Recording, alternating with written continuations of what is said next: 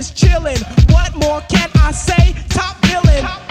What up, everybody? This your man, Bill Bellamy, and this is Top Billing, the #1 podcast for the culture, the movement, and the discussion. Today, we have a special guest, a influencer, an actress, a model, and a comedian. I think she's very, very funny and has such a wonderful personality. She is LA-based, and I like to call her the LA sensation. Some people call her Persephanii. We call her Top Billing. Make some noise for Persephanii in the building. Let's go. How you like that intro, babe? I love it. Come on now, that's how we do it. Oh my God, thank you for having me. Absolutely, I love what you're doing, and I had Big Ja on. Yes, that's my guy. So Big Ja, influencer, funny comedian, self-made guy trying to make it happen. And I saw that, you're doing the same. Like, you are innovative, you are funny, you are beautiful, and you use all your tools. I was just curious about your story. I'm like, okay. I love influencing people. I love positive images. I love when women are taking charge of their future. Okay, so basically how I got into, so I have a whole little story. Okay. Me and my girls were supposed to go to Miami, right? Girls trip. Girls trip to Miami, but really one of them was getting married. We was going out there for the bachelorette party. And a week before the trip, I ruptured my Achilles playing basketball. So I'm out here trying to get in shape, soup it up for Miami. I ruptured my Achilles. Now, during that process, before I ruptured my Achilles, I had been trying to find swimwear that would fit the girls, the team. The elephants in the room. Yeah, I don't know if y'all see that. If you do not have visuals, please watch us on YouTube and you will see what we're talking about. Absolutely beautiful. Continue. Yes. So I couldn't find any tops that really fit me. Okay. And the plus size swimwear that was out there was like frumpy, ugly, so while I was in my recovery, because I had to have emergency surgery, I started designing swimsuits, and I was down for the count for like 6 months to a year. So I was like, you know what? I'm gonna put these into production. And so I started my own swimwear company called Sophisticated Signature. Right. And I was like, let me do just all the back end work. So then I hired models, and it went really well. I was in a fashion show and everything. And then I ran out of money. So I was like, you know what? I got to model it myself. So I started modeling my own swimsuits, and my brand just started building after that, so I got great into story. Yeah. So then I ended up meeting an influencer called Troy in LA, and I had seen some of his comedy sketches, and he booked me for something, and I met Ja at that. And so I also had some Airbnbs that I was a hustler. You are, you out here in LA, you got to hustle, baby. Yes, so they booked one of my Airbnbs to shoot a comedy sketch, and that's where I met Ja, and then we just started working from there. I had no experience with anything, no comedy, nothing. I was a therapist. I've been a therapist for 10 years, working with juvenile sex offenders. No way. So we had a lot of humor in that job because we had to in order to stay sane. Yeah, it's a tough area. Yeah, so that's my background with that. And then we all kind of grouped together. So we started with really, really I had maybe 1,000 followers on Instagram. Correct. And then as soon as we started doing it, it just it shot up. But what's so cool about you took an adversity and flipped it. Yeah, I had to. Okay, I'm sitting down for a minute. I'm not going to be able. I got to do my rehab, but my pen is going to get me out of this. So you started designing. Was your swimwear predominantly for full body women? And my crazy tail self calmed myself trying to do some conservative swimwear. Yeah, right. Because I know a lot of well-endowed women sometimes like to cover up certain flaws, certain areas. Man, I made one swimsuit that was skanky.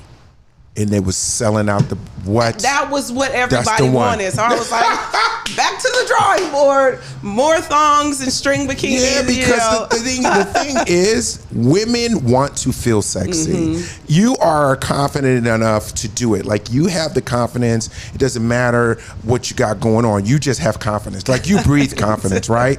And I didn't always have it. I'm not gonna lie, I didn't always seriously? no. What made you turn the corner? Because I've interviewed a lot of women, and I've interviewed a lot of beautiful women, and they don't always feel beautiful, right? And so how did you get to the point in your life where you were like, you know what, I'm gonna step into my fear, or I'm gonna go to the other side of it? I had gotten fired from my job, right? And I had to, when I was working with the juvenile sex offenders, this is a intense job. I had to make sure I was covered. Correct. You know, I wasn't like those model chicks that are teachers wearing the super tight. Right. No. Everything. You were like, then, you calmed all the way down. I was, yes. Okay. And when you have to do that, you're self-conscious about how you're looking every day. Correct. And so when I lost that job, I was like, okay, well, now I can be free a little bit. Like I can do a little no need more. to cover up anymore, you know. So but I'm you got like, a lot going on. You know what I mean? In the most respectful way. Like I find like in this business, let's say Hollywood, right? It caters to the slimmer or the this or that and blah blah blah. And there's very few women along the way, and I can speak on as far as comedians and even artists that embrace being beautiful and voluptuous, and there's an audience for that. Yes, you know, like when Monique first came out. Oh yeah. Monique's whole thing was champion. Like she championed being a big girl and embracing your sexy, you know what I mean? You know, and most recently, you know, Lizzo before, you know, right now she's having a little tough time. Got a little stuff going on. Yeah, but let's just say her whole vibe was about embracing the freedom of who you are. Yeah. And I think that's a beautiful thing because I think you guys need that, you know? Yes, absolutely. You know, I'm still going through things. Like I was actually booked for Miami Swim Week. I was supposed to walk in a show, and I got wind that one of the casting directors of the show cut me the week of because they said my boobs were too big. It was so disheartening because I was like, I thought we had come past that. And, you know, I've been in several shows. I've walked in several shows. And so for them to, and this was one of the biggest shows that I would have ever walked in, for them to cut me the same week, we had everything already ready to roll. You know, I still went or whatever, but I felt it. It stung a little bit. Yeah, that hurts a little bit because you understand that they're profiling you in a certain way and it's not to your advantage. And it's not, at this age, I think what we need to do is include everybody. Like when it comes to modeling, I think they should do something for each type of woman. Because I remember when I first came in the game, you know, I felt like I wanted to represent for the brown skinned brothers that look like me. Like, you know what I mean? Like, I felt like, you know, Wesley Snipes, me, there's a couple other cats, you know what I'm saying? Like, we the chocolate boys, you know, we got to make sure that they recognize us. Morris Chestnut, you know, Leon, I'm just thinking, you know, Denzel. Like, I'm just thinking, like, that was my thing coming back. When I came up in the game, being a brown-skinned brother, I felt like I got to represent every brown-skinned brother in the world. And I feel like you're doing the same thing. Like, you're representing women who aren't the whatever prototype body type, but you are embracing it in a sexy and beautiful way. And what I love about it is I receive so many messages. And ladies, I see your messages even if I don't get a chance to respond. Correct. There's so many women that message me and say, I didn't get a breast reduction because of you. I love my figure now because of you. Yes. Like I find pieces that fit me, and I'm larger than, you know, than most women. I'm more confident than I used to be, so I don't worry about what people are saying when I'm out, and I just like to have fun and just enjoy myself. So would you say that Persephanii is still a work in progress? Absolutely. Yeah, always. You're still evolving. Yes. I'm always finding ways to become a better person. And I like that. I often get asked this question: what are my thoughts on influencers and people that use social media to build a brand? And I think it's really, really fun and creative to do it because there's no ceilings on what you can do. Right. Like, you know, when I was coming up, I didn't have social media. I didn't have Instagram or anything, right? Which I did. But like when I look at a person like you who, you know, started out as an athlete, decided that, you know, one day I'm going to do something different. You know, you worked in a serious job. You know, when you're a therapist and you're helping people through issues, it's a lot of that stuff bleeds on you. You know what I mean? Because you have empathy, you have compassion. You're trying to figure out what's making this person tick this way. Blah blah blah. And I'm working with. At the time, I was working with what people would describe as the scum of society. Like, people don't get to know people's stories if they find out one thing about them that disgusts them. Correct. So with these individuals, these clients that I'm working with, I have to push past what the average person would think, which is what I would think too, to get their backstory and then understand, well, how could you do this to a 2-year-old? How could you do this to a 10-year-old, you know? And being able to understand and say, okay, now we have to work through that is really difficult, because when you start working with someone, especially like juveniles who were adjudicated of a crime, when they come to you, they're still in the mindset, the court mindset. So, you know, when people are in court, the court mindset is say as least as possible, don't take responsibility for anything, you know. So then once you're guilty, you're adjudicated, then you go to the treatment facility, but you're still in the same mindset.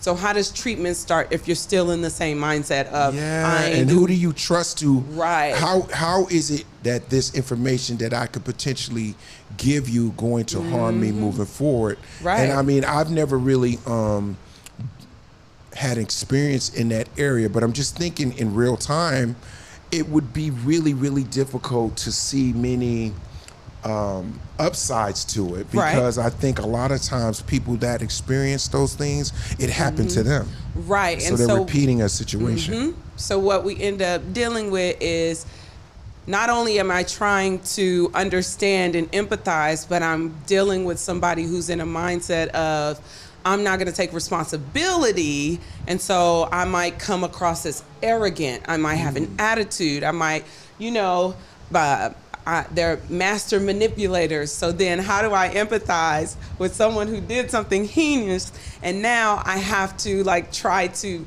keep it calm and cool and understand through like your arrogance and anger issues, and then you have some that are just straight up psychotic. They're just ain't no help. So it was just like it was a lot, and it was a burnout job because you don't make that much money, you know. So and you're stressed out. Like I can't imagine, because I have friends that work in you know, sort of like in correction officers, or work in different systems, jail systems and stuff like that, different jobs in there, and they say, you know, that 12 to 15 hours that they're in that world, they are in that world, and to come out of it and go to a bar and hang out, they have to click down, like click, and be able to go, okay, let that off for a day or half a day to go right back in there. And so when you were doing that, was there any person that you thought like, well, maybe I helped that one person to be a better person? Absolutely.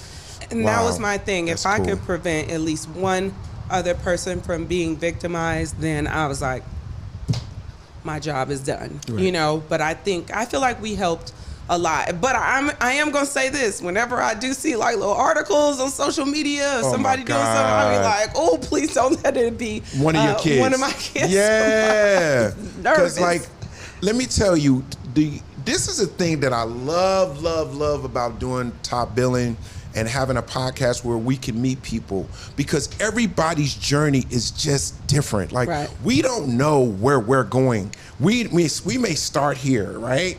Like just think about being in a job like you had, being a therapist, dealing with some of the most emotional and sort of, you know, heinous and crazy things, and then turn around and become an influencer and make women feel good about themselves. Like that is incredible. I was a little nervous. I'm gonna tell you why. It's a big turn. I'm gonna tell you why. When I was working at the right out of grad school. Okay. Did you see right out of grad school, guys? Right out of grad school.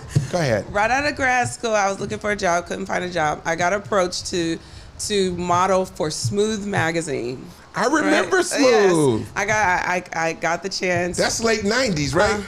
90s.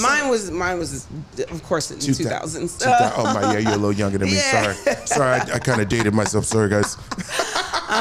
So I got a chance to model for them. Now I had never modeled before. Okay. No, nothing. I needed a job. I was like, oh, maybe if I do this, like I'll, get a chance to make some money or whatever.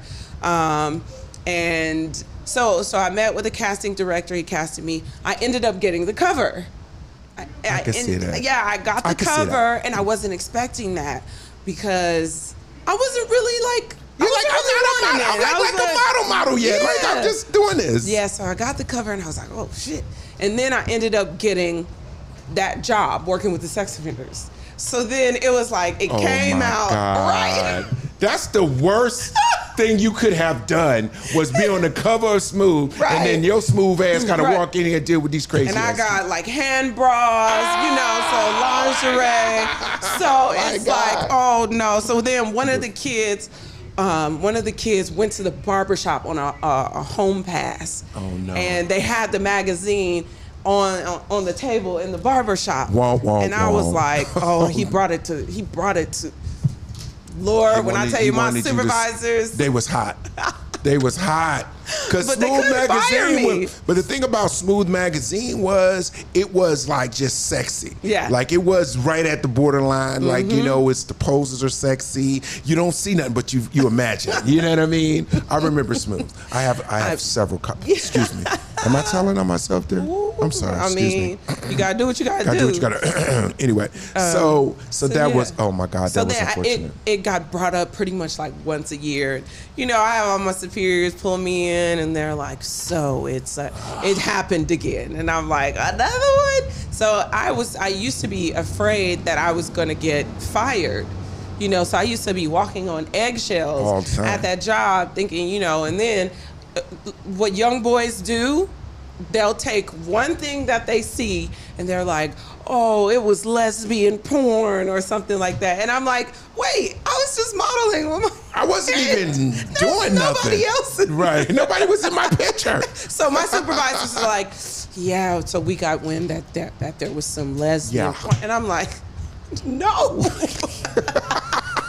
They just trying to get you fired, man. Right. So once I left that job, it was like, okay, whatever.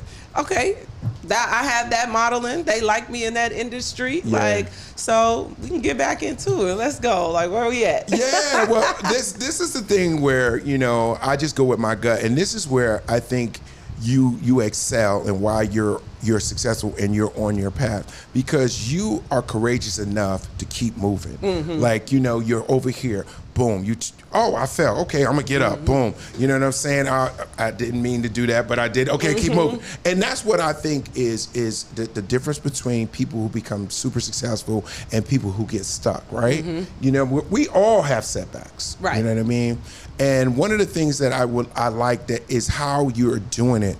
All your platforms are touching people in different ways, which is so cool. You're on social media, you're heavy on it. You jump in on other people's podcasts. You got your own big threads. Yeah. Let's talk about threads. Thick threads. Let's talk about thick threads. Yeah. Let's talk about it. I love thick threads so much. So you got all calm, like, let's talk about thick threads. So Thick Threads is my podcast with Patrick Cloud. And basically the premise of our show is we go down different rabbit holes around social media, Twitter, Reddit, Instagram carousels, and we find some of the most interesting topics that people are talking about. Okay. So it's not necessarily based on any like pop culture or what's tea or what's going on in the blogs or celebrities. It's really audience focused. Right. So we find these funny threads. Get in the trenches. Yeah, and we just talk about them and we laugh about them and joke about them and we relate to them. So the audience really loves it because we're talking about them. Literally, and what they're feeling. Yeah, so we were with Revolt. And we Shout out to Revolt TV. Yeah, so we just performed live for the first time at Revolt World. Oh, so, look at you trying to turn up. All right. Period. We doing a little something. So it was really good. I had never performed live before, so I wasn't sure what my stage presence was going to look like. Patrick has, though, and I was able to I'm sure you did fine. I did. I know you did. Yeah, they really liked it. The audience laughed, so they were really engaged. So I was really happy about that. So it really did something for the show, and I'm really excited about it. Was there one topic that you guys did and you was like, oh my God, that was crazy, I'm glad we did it? Yes. Oh my God, that was too much. Which one? No. So what really kind of put us out there, our very first episode. I know, it's crazy. We went over this story of a girl who basically described that her fiance has a micro penis. Micro. That means it's barely visible. Yeah, come to find out, he was cheating on her. So how you have a micro penis and you cheating on me? With a nail file. So he's got an emery board. Right. So one of the small ones. The baby. Mini emery boards. Yeah. The little joint. The travel size. But he got another chick with that. Right. So it was like she that was small. one. You never know. Or was it a chick? Right. This day and age. It was deep. You gotta ask. So that was our very first episode, and people was just like, "What is this show?" So, but we do some fun stuff. So we have different segments of the show. Like we talk about the actual threads themselves, and we give like little facts at the end. I have a little segment where I spit some bars that I write. You're a freestyler as well. They're called Persephanie's bad bars. Oh, so bad bars. I think they're quite clever. Can you give us something on Top Billing? Can we get a Top Billing exclusive? Sure, I have one. I'll do bars? The one that I did. Should I go on my phone and see if I got some bars? Yes, see if you got some bars. Okay, let's see if we got some bars. You got bars? Yeah, okay. These are just random. This was not set up. We do not know that we were going to go bar for bar, but I might have something in my phone that might be substantial. Okay. I got a little something. Okay, go ahead. Let's see. These are bars by Persephanie. Go. They might not be good. It depends on how you like it, but go.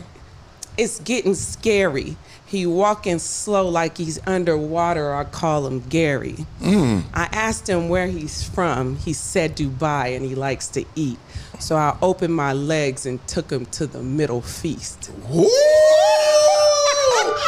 Go, Gary.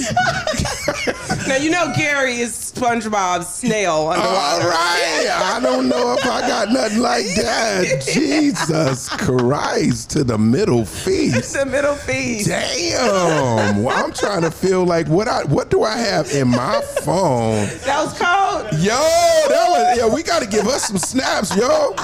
That was crazy. Oh my God. And what do we call it? What do you call it on the show? It's just Persephanie's bad bars. So they're sexy bars. No, bad. Like people. I mean, the people love them now, but we started off because I ain't no rapper, so I didn't want to have the responsibility of being like Persephanie's good bars. Yeah. Right. So let's make them bad. So if they turn out good, we good.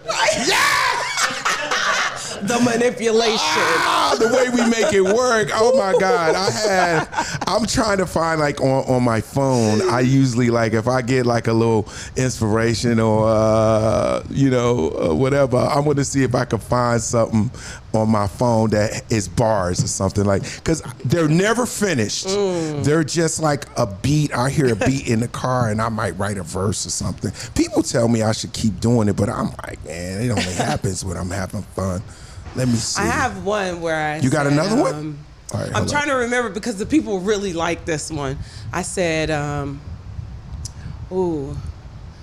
damn son, this cat'll have you in love like Damson. Boy, you better leave her cat alone.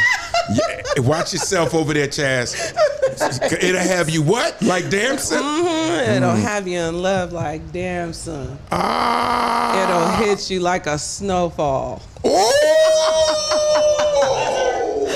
So good have you feeling like you on propofol. Oh, you know what? That's too strong for me. I don't want nothing that make me feel that crazy. God damn. I have a really fun question for you. Okay. Who are some of the women that influenced you where you wanted to be in the game? Like you're like, I love what they're doing and they inspire me. I've always gravitated towards the big girls in the industry, you know. So I really did love it when Monique championed the full be yourself. figure lady. Yeah, because honestly, I actually wasn't. I mean, I was thick, but not really that thick growing up. Like, I would say I had a very, very slim waist, large chest, big butt. And the real booty, by the way, people. Yeah, this thing moves, it talks to you, it has bars. But I was very active. Right. I played basketball in college, you know, but it wasn't until after college when I stopped playing basketball. Things got real. You know, I stopped taking this certain birth control. And once I stopped taking that birth control, I got thick. Here come the hips and the dip. Everything you did, we did. Yes. Everything dipped up, including the thighs. I started getting cellulite. Like, man, when I tell you, like, things got... though, thank God you are tall. Because, honestly, I'm not just saying this because you're on the show. I think your height, it fits you. Like, you carry it well. It doesn't look like disproportionate. You just look like a beautiful, voluptuous woman. You just see you and you go, damn, all right, hey, whoa, I see it. And you know, fellas, now that we live in LA, we want to see it move. Because, you know, them new BBLs, Right. The BBLs ain't really moving. They're not moving like a real though. The girls with the shots, it's moving like water. What's the shots? Because guys don't know that. Shots, what's the shot? Go.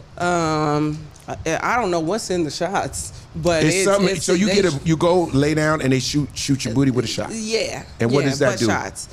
Put air. Them girls, I don't know, some type of substance. I don't know what it is, but them girls, when they twerk, they the ones that's twerking, and it's just like It left to right, left. It looked like a. It's just like it looked like an 8-cylinder V8. You know, it's like what's that inflatable? Yeah, flailing arm man. Yeah, I just don't like the girls' booties that look like two basketballs. Yeah, and like you could see under the booty cheek, because this is just for the people out there that want to know the cheat code to a real booty, right? So if you look at a real booty, you will notice the thigh will match the ass. Think about this: the thighs is literally wait, a natural thigh meat. It gives support to the weight of the booty. Okay. So a girl who's a track. Or a star, or a girl who ran track, or a woman who is a pro athlete. Let's leave it at that. Whatever the sport is, right? If you notice she has great quads, her quads will support her booty. It will look like, oh, they go together. When your leg look like a chicken wing and your booty is a drumstick, it don't. It's just like pop, bing, boom. It looks like one of those pops, you know, those chicken wing pops. There you go. It's a chicken wing pop. We might have to find us a nice little. We got to find us a graphic. Hey, girl, stop walking around here with that chicken wing pop. Yeah, but so I said all that just to say that, you know, I had the athletic build, and then kind of instantly it just got thick, and so I didn't. Growing up, I wasn't looking up to the big girls. It was like I was an athlete. I was even in that lane. I was a tomboy. Yeah. You know, but then once I actually started gaining weight and getting thicker, I said, okay, she championing for us. So, you know, yes. So, Monique is definitely somebody who I appreciate her message. I know she got a lot of flack when she lost the weight. Yeah, I was mad because I like Monique a little thicker, but you know, that's just me. But I mean, people got to do what they got to do, you know. And so you never know what people are going through behind the scenes. you know. So you could be like, hey, big girl this, big girl that. But then when you get back home and you look in the mirror, you might be like, man, I love that part about myself, but I do want to experience something different. The people don't really give you the grace to do that. Yes, you don't get a chance to evolve. So right, as we're looking forward, what more can we expect from you? I'm very happy you came by today. You just bring light to the show. You bring so much good energy. No, you're a legend. So when I was able to, the fact that I can even sit here right now across from you is just, but that's the journey, though. That's what I love. I love it, love it, love it. I love about following your dream, right? Mm-hmm. One of my favorite sayings is your gift will make room for you. Oh. And when you're gifted, your gift will put you in places you're supposed to be, right? Okay. So maybe, you know, you're in college, you're in high school, or you see how to be a player. You don't see like 25 years later or whatever it is, you're going to be here and making noise and I'm going to be talking to you. Mm-hmm. I didn't see it. Look at God. Won't he do it? We here. So yeah, I have a travel show called We Trippin'. That's also with Patrick Clout. And a true crime podcast called Grizzly Tales, which is also with Patrick Clout. So we have 3 shows under our IP, and then I'm starting a little unique cooking show. I do well in the kitchen. So. Is it called Tops on Cover? What is it? I'm trying to think of stove tops on tops or tops on stoves. Tops on pots. Pots on top. I don't know. I guarantee you people be watching your show. I haven't fully named it yet. It's just kind of in the works, but it's really just like Persephanee's Kitchen. I honestly thank you for stopping by. And when you want to launch any of those other projects, I think we would need to be the place you stop by and give us some love. That part. And I just enjoyed your. Also, I enjoyed her bars. Can we give it a round of applause? Thank you. I couldn't find mine, but that is it. Everybody here on Top Billing, another episode locked and loaded. We'll see you on the next one. Thank you, Persephanie. Thank you. In the building. I thought I was trying to find my bars. I had them, but you ain't got no I got bars though. They in here. I need to hear the bars. I didn't even do the best one. I forgot. Oh my God. Ladies and gentlemen, we have the beautiful Persephanie in the building. LA's finest.